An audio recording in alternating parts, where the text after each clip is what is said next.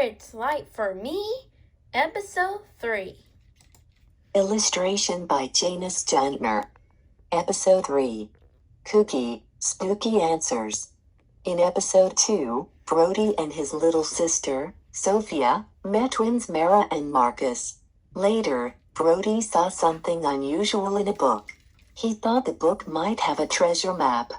Time to get going. Dad boomed before sunrise the next morning. I threw my blanket off and fell clumsily out of my hammock. Captain, I grumbled. Dad grinned. We've got a big day ahead of us. I'll scramble us up some cackle fruit. Somewhat. Cackle fruit. That's what pirates call eggs. Dad winked and stomped out of the room in his heavy boots. Yup, this is my life now, I thought, as I rubbed the sleep from my eyes. Then, I remembered the strange book. I grabbed it and flipped through the pages again. Brody, Mom yelled from above. Breakfast is ready. Ugh, time to scare some little kids. A lot of little kids, it turned out. The ship was full. And so was my tip jar. Yo-ho, the pirate's life may be for me after all. Gather, tiny terrors. I pointed my foam sword skyward. Come and hear the tallest tale ever told. Quickly, or you'll walk the plank, I growled. 20 kids ran in my direction. Sophia held onto my leg with her eyes squeezed shut. They're so loud, Brody, she whispered. So are you, Sophia, I laughed. Settle down, now, I said to the kids gathered around us, for a tale of treasure. Then I made up a story about a sea unicorn and time-traveling space pirates. Afterward, a little boy tugged on my vest. Mr. Blackbeard, did that really happen? I grinned. It happened up here, I said, pointing to my head. So, yeah, kind of. The boy patted the top of his head. I have a sea unicorn in here now too. Me too. A man wearing a bright Hawaiian print shirt and plaid pajama pants said in a gravelly voice. He tipped his cowboy hat. The name's Old Man Jerome, he said. I remember that name from a day before. Nice work, Blackbeard. Enjoyed that story. Oh, thank you, sir, I said, shaking his hand. Mara had said this guy was like a king in Clam Cove. Was I supposed to go?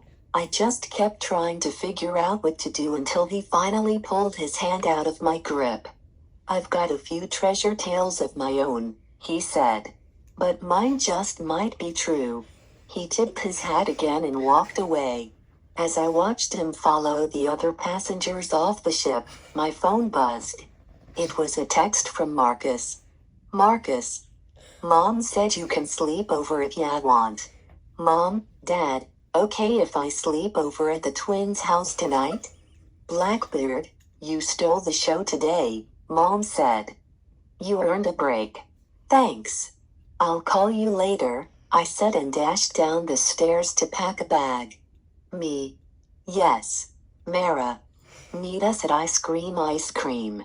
I tucked the Clam Cove book into my bag and rushed toward town. The ice cream shop wasn't hard to spot. It had a giant green eyeball spinning on the roof. Inside, I found the twins eyeballing the menu. See what I did there? Yeah, I know. That deserves an eye roll. I'll stop now. Moving on. Oh, good, you're here, Marcus said.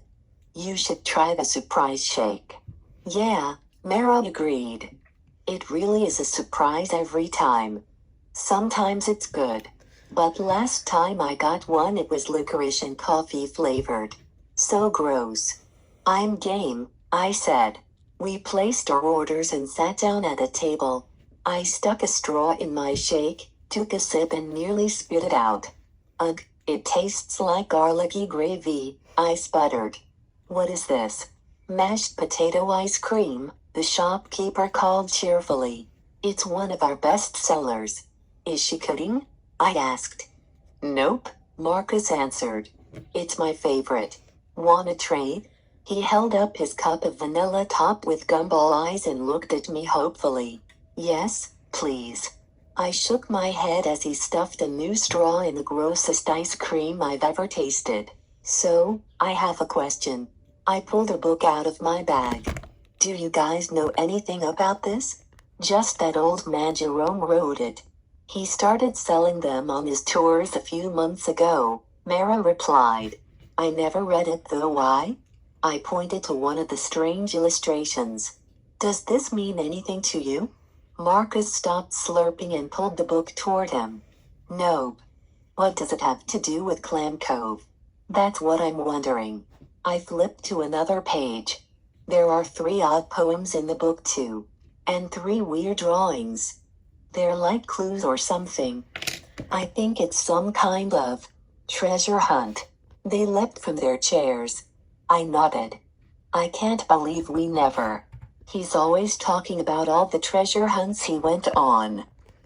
The twins gathered their trash and headed toward the door. Dude, you coming, or what?